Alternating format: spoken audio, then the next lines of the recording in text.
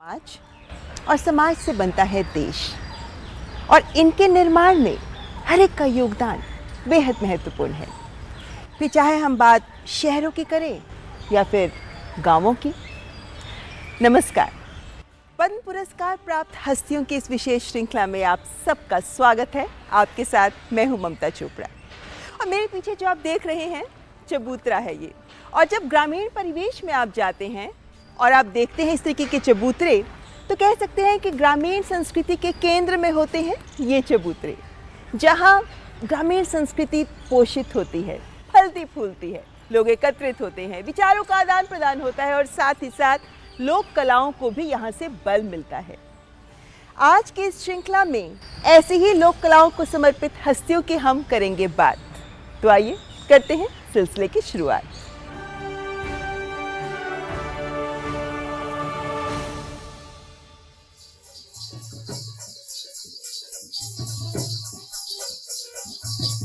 ये है महाराष्ट्र का मशहूर लावणी नृत्य, जिसे लावणी गीतों पर किया जाता है। हर प्रदेश की ये लोक संस्कृति बेहद समृद्ध और बेहद खूबसूरत होती है, लेकिन बहुत सारी ऐसी भी लोक कलाएं हैं जो हमारे सामने इतनी प्रसिद्ध नहीं है, लेकिन स्थानीय स्तर पर बहुत प्रसिद्धि पाती हैं। जैसे छत्तीसगढ़ की पंडवानी और उषा बारले जैसी लोक गायिकाएं इस तरह के लोक कलाओं को यानी पंडवानी को देश विदेश तक इसको ख्याति दिला रही है और इसीलिए तो पा रही है पद्मश्री का सम्मान।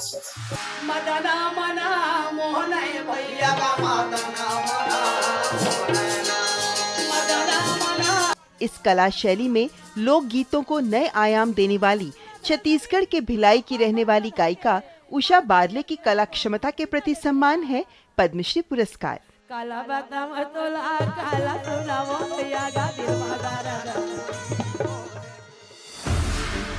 महज 7 साल की उम्र से पंडवानी की कथाओं के बीच अपना बचपन जीने वाली उषा बारले लगभग 45 सालों से पंडवानी गायन में रमी हैं।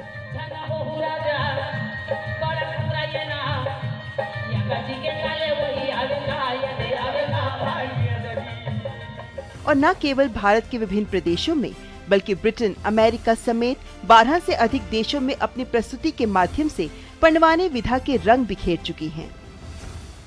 महाभारत की जो कहानी पात्र है, छोटे छोटे तो कहानी को हम लोग अपने सुर संगीत में पिरो के स्वर से गा रहे हैं, तो पांडव की कथा है करके उसको पंडवानी कह दिए। संघर्ष और गरीबी झेलते हुए भी उषा बारले ने कला का साथ नहीं छोड़ा। पिता उन्हें कलाकार नहीं बनाना चाहते थे, उन्हें रोकने के लिए कुएं में भी फेंक दिया, लेकिन उन्होंने हार नहीं मानी। 8 साल की उम्र से ही बड़े मंच पर प्रस्तुति देने लगी। पंडवानी के अलावा अनेक लोक विधाओं में पारंगत उषा बारले गिरोधपुरी धाम में 6 बार स्वर्ण पदक से सम्मानित। बहुत तकलीफ मिले कलाकारी में, तो मोर बेटी कलाकार बने करके ना मोर पिताजी के मन में रही से नहीं माने, पिताजी के बात नहीं माने। मोर पिताजी गुस्सा होकर कुआं में डाल दिस। ओकर बाद जो पाड़ा पड़ोस के मन देखी तो फिर कुआं से निकाले के बाद फिर मोर पिताजी ला 2-4 शब्दों मन गाली दिस, डांटिस, अरे आप ऐसे क्यों कर रहे हो भाई। छत्तीसगढ़ की प्रधान तथा देवर जातियों की गायन परंपरा है पंडवानी, जिसे कभी भी कहीं भी आयोजित कर सकते हैं। कभी कभी कई रातों तक पंडवानी लगातार चलती रहती है। पंडवानी गायक तंबूरे को हाथ में लेकर कहानी प्रस्तुत करते हैं। तंबूरा कभी भीम की गदा तो कभी अर्जुन का धनुष बन जाता है और रोचक प्रश्नों के द्वारा कथा को आगे बढ़ाया जाता है। अब शिष्य को अब पद्मश्री मिला तो गुरु को कैसा लगता है, खुशी आती है। कम से कम उसको पद्मश्री के उपाधि मिली गई और वो भी आगे बढ़े। मेरे पास में पंडवानी सीखने आती थी, वो बेचारी गरीबी थी, वो केला बेचते थे और मेरे पास में मेरे ऑफिस में सीखने आती थी, तो उसको दिल से सिखाती रही। आज वो सीख के पद्मश्री हो गई। शुभकामनाएं।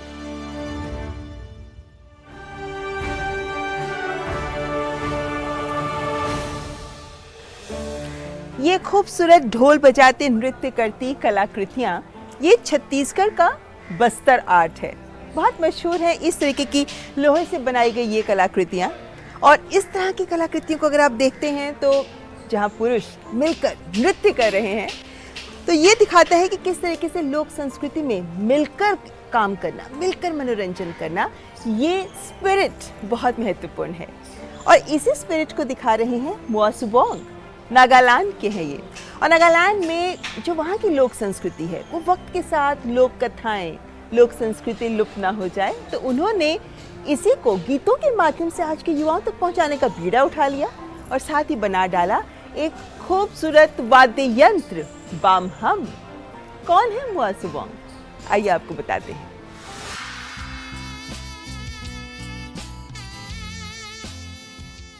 आधुनिक लय और नागा लोक धुनों का मिश्रण।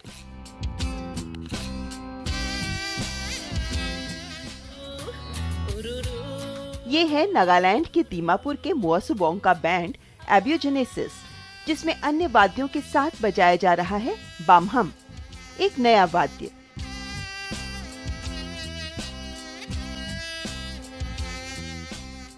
जिसके आविष्कारक हैं स्वयं मोआ सुबोंग, जिसके लिए उन्हें राष्ट्रीय पुरस्कार भी प्राप्त हो चुका है।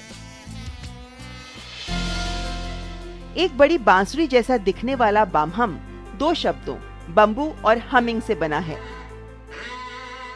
जिसे मोआ सुबोंग विश्व का सबसे सरल वाद्य मानते हैं। बहुमुखी प्रतिभा के धनी सुबोंग ने नागा लोक धुन और आधुनिक धुन का एक मिला जुला रूप, संगीत की नई शैली होवे और टिग्जिक नामक एक वाद्य यंत्र का भी आविष्कार किया है।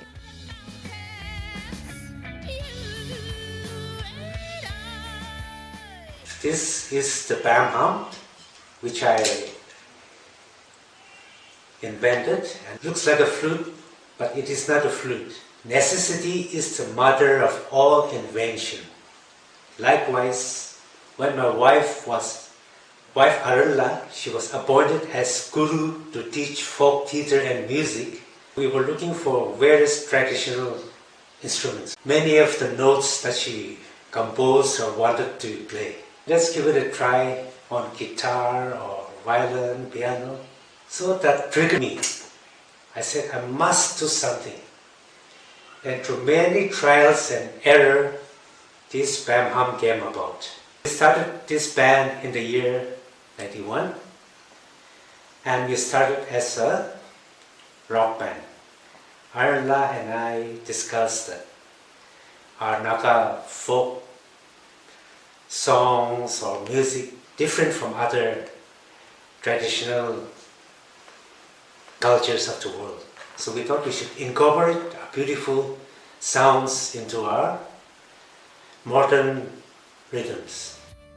अपनी पत्नी अरेनला के साथ सुबोंग नागालैंड की अनकही कहानियों को मधुर गीतों के माध्यम से लोगों तक पहुंचाते हैं। Give up to create music, playing music with his wife and his whole family. They are the family band, and really now what he's doing is now he wants to change the music for the Northeast and especially our folk songs, and he create a music instrument also. Now the Northeast artists, they are so happy. We are proud of that, and they give a lot of encourage to the artists, because to the artists now on they give big recognitions to the grassroots artists. Nagaland लोक कथाओं की भूमि है, जहां संगीत जीवन का एक अभिन्न अंग है। विभिन्न जनजातियों के पास ताती, ठेकू, असेम, जेमजी जैसे पारंपरिक वाद्य यंत्र हैं, जो उनके रीति रिवाजों को महत्व प्रदान करते हैं। ऐसे में बदलते वक्त के साथ नए दौर के आधुनिक रॉक संगीत के साथ परंपरागत नागा संगीत का फ्यूजन कर युवाओं को नागा संस्कृति की ओर आकर्षित कर रहे हैं मोआ सुबोंग। नागालैंड के गायक, संगीतकार, गीतकार एवं इनोवेटर मोआ सुबोंग को पद्मश्री पुरस्कार के लिए हार्दिक बधाई।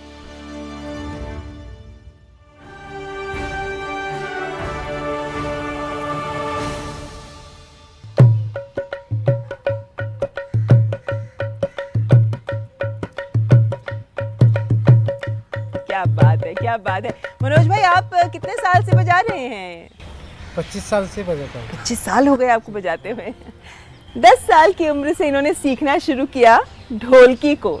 इसी तरीके से हर वाद्य यंत्र की अपनी खूबसूरती होती है और जो किसी वाद्य यंत्र के साथ जुड़ जाते हैं फिर जीवन पर्यंत उसका अभ्यास जारी रखते हैं। जैसे कर्नाटक के मुनि वेंकटप्पा जो तामटे बजाते हैं, और ये तामटे वाद्य यंत्र जिन्होंने बचपन से बजाना शुरू किया तो लगभग 6 दशक से वो इसको देश विदेश में लेकर जा रही।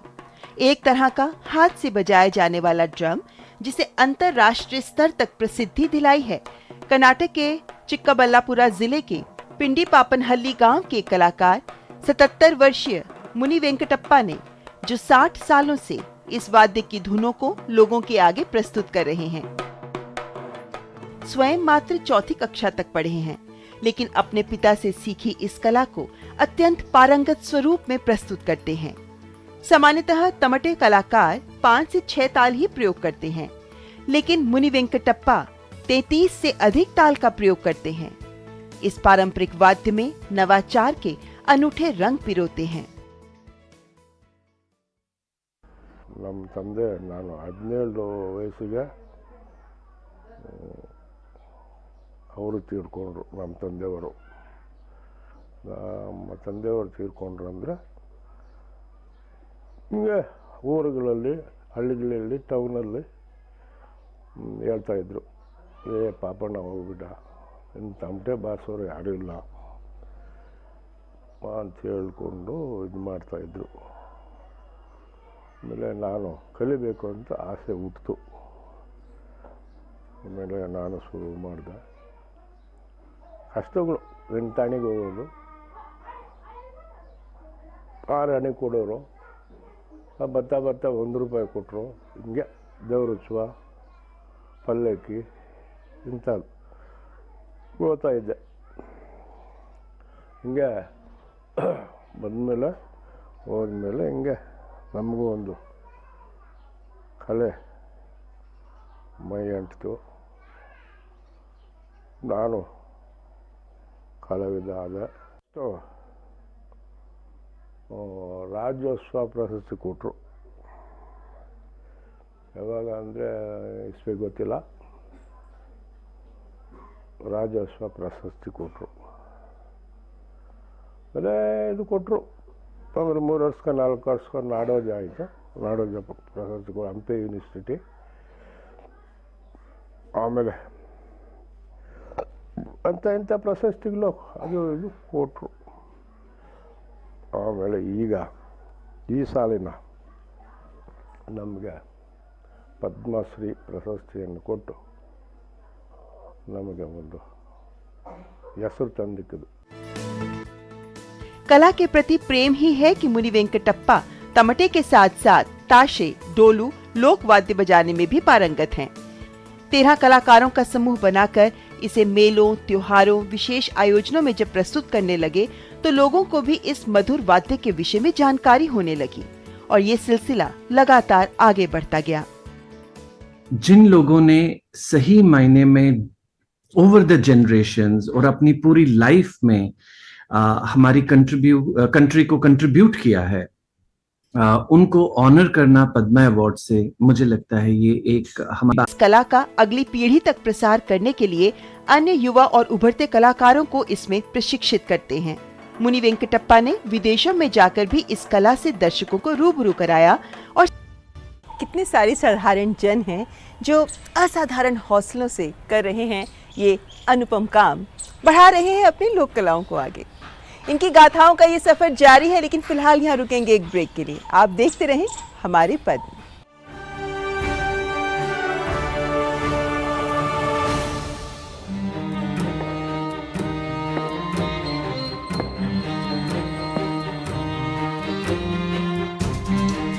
कब तक आप ऐसे फ्यूचर का टेंशन लेकर चलते रहेंगे?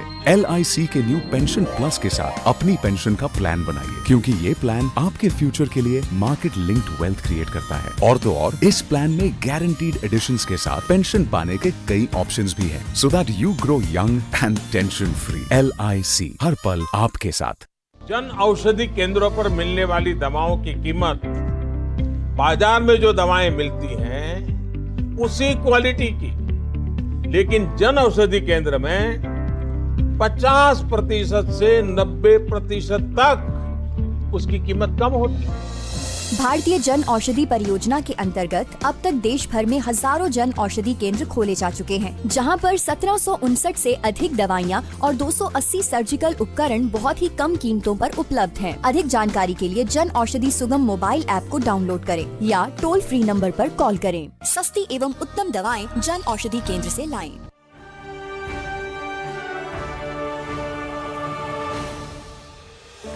इस तरह का मंच किसी भी कलाकार के लिए एक कर्म भूमि होता है।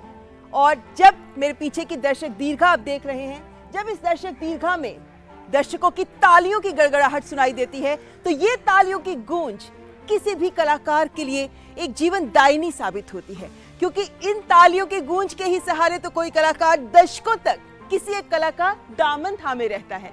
ऐसे ही तो है डोमार सिंह कुंवर, छत्तीसगढ़ की नाचा नाट्य कला को पिछले 47 सालों से जीवित रखे हुए हैं। यही नहीं बल्कि वो इन 47 सालों में 2 पात्र ऐसे हैं जिन्हें वो जीवंत करके रखे हुए हैं, और आज भी वो इस कला को न केवल छत्तीसगढ़ बल्कि देश दुनिया के अलग अलग हिस्सों तक लेकर गए हैं। और आज भी उनमें इस रंगमंच का, नाचा नाट्य कला की कला का जज्बा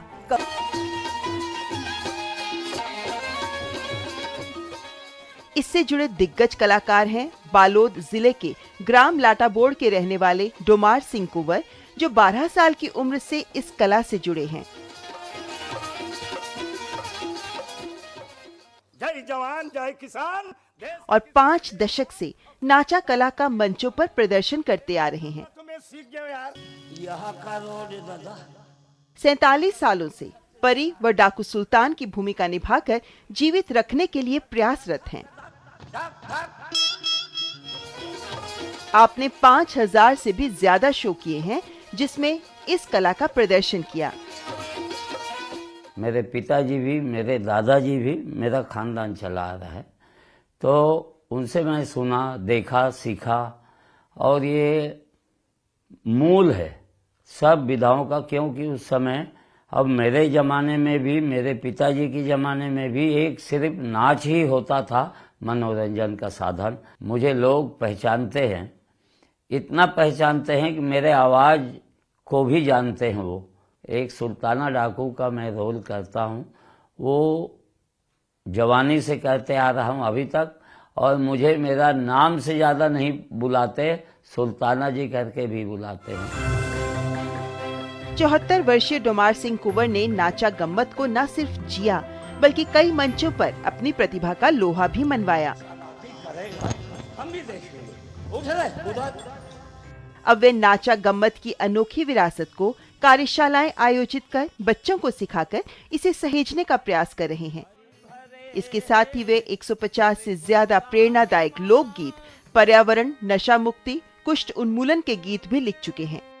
मुझे बहुत खुशी हुई है, और मुझे ही नहीं, मेरे जितने शागिर्द हैं, मुझसे जुड़े हुए कलाकार हैं, ऐसा लगता है कि ये पुरस्कार जो है सबको मिल गया। नाचा नाट्य ये एक ऐसी कला है जो छोटे छोटे छोटे कस्बों में जाकर अपनी कला के द्वारा लोगों को जागरूक करते हैं, और ऐसा है, और इसमें हास्य का पुट अहम है। पर मंत्र ला मने कैसा पता लगाना चाहिए सच है कि झूठ है। नाचा नाट्य कला के दिग्गज कलाकार डोमार सिंह कुंवर को पद्मश्री पुरस्कार के लिए हार्दिक बधाई।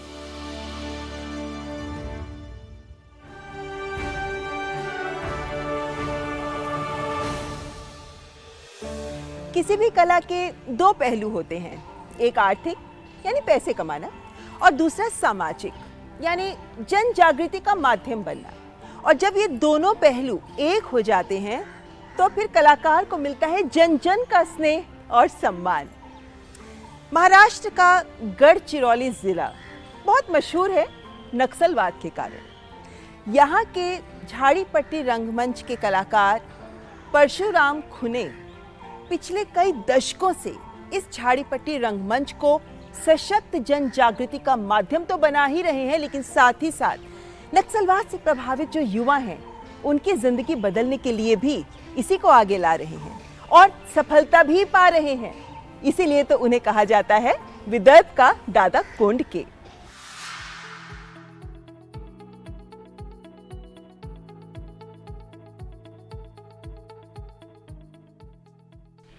अधिक नाटकों में भाग लिया जिसमें उन्होंने 800 से ज्यादा किरदार निभाए। लेकिन ये बेहतरीन कलाकार इस कला के माध्यम से समाज सुधार के लक्ष्य को भी साध रहे हैं। खूने झाड़ीपट्टी रंगमंच को माध्यम बनाकर नक्सलियों के बहकावे में आ चुके कई युवाओं को सही मार्ग दिखा चुके हैं। वे नक्सल प्रभावित क्षेत्रों में युवाओं के पुनर्स्थापना के लिए भी काम करते हैं और समाज के अंदर मौजूद नशा मुक्ति, अंधविश्वास जैसी कई कुरीतियों के साथ साथ स्वच्छता जैसे सामाजिक विषयों पर लोगों को जागृत करने के लिए भी इस रंगमंच का उपयोग करते हैं। झाड़ीपट्टी रंगभूमि का मतलब ये है कि ये जो एरिया है ये पूरा जंगल से प्रभावित है, जहाँ से जिसे मराठी में झाड़ बोलते हैं, और छोटे झाड़ बड़े झाड़, और पूरा हरा भरा ये परिसर है 3-4 जिले में, गढ़चिरौली, भंडारा, चंद्रपुर। तो इसमें पूरे हर गांव में 2-2 किलोमीटर देहात बसे हैं और हर गांव में नाटक होते हैं। मेरे खानदान में मेरे पंजोबा आजोबा थे, वो नाटक खेलते थे। मेरे पिताजी कोमाजी पटेल खूनी वो भी नाटक करते थे। मेरे भाई जीवन पटेल वो भी नाटक खेलते। मैं छोटा था उस वक्त। उसके बाद में जो अपने प्राइमरी पढ़ाई के लिए जब मैं अपने मामू के यहाँ गया बालाजी पटेल पुरकर, वहाँ भी पूरा नाट्यमय क्षेत्र है उनके घर में, तो उसमें मैं एक बाल कलाकार करके वहाँ से जुड़ा था। और बाद में जब मैं कॉलेज में गया तो वहाँ भी मेरे को डॉक्टर रामचंद्र ढोबड़े मिले, मधु जोशी मिले, सुमंत कुमार गडेकर मिले, वहाँ भी मैंने नाटक किया। और वहाँ से मेरा ये जो पूरा नाटक जो प्रवास है वहाँ से मेरा अभी तक चालू है। तो उसमें जो जन जागृति इस माध्यम से बहुत नाटक ऐसा है कि जिससे आत्महत्या करना भी कितना पाप है, नहीं करना चाहिए। तो ये जो प्रभाव माध्यम से हमने बहुत नाटक किए, जिसका प्रभाव किसान पर हुआ, मजदूर पर हुआ, मजदूर पर हुआ, और इसे एक समाज जागृति के एक अलग पहचान आ गई। परशुराम खूने ने गुरनोली ग्राम पंचायत के सरपंच के रूप में अंधविश्वास के खिलाफ मुहिम चलाई। एक सरपंच के रूप में उन्होंने विकास की कई नवीन पहल की और महाराष्ट्र सरकार द्वारा कृषि उन्होंने बरसों से क्षेत्र की और खुद थिएटर करके सेवा की है।